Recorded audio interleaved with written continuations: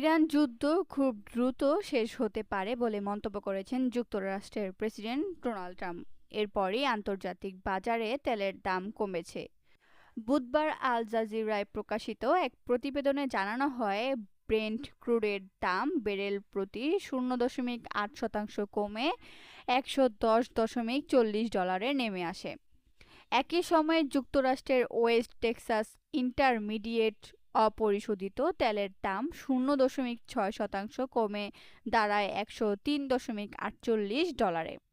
বাজার বিশ্লেষকরা বলছেন, ইরান যুদ্ধ ঘিরে সম্ভাব্য সমঝোতার ইঙ্গিত পাওয়ায় বিনিয়োগকারীদের মধ্যে কিছুটা স্বস্তি ফিরেছে।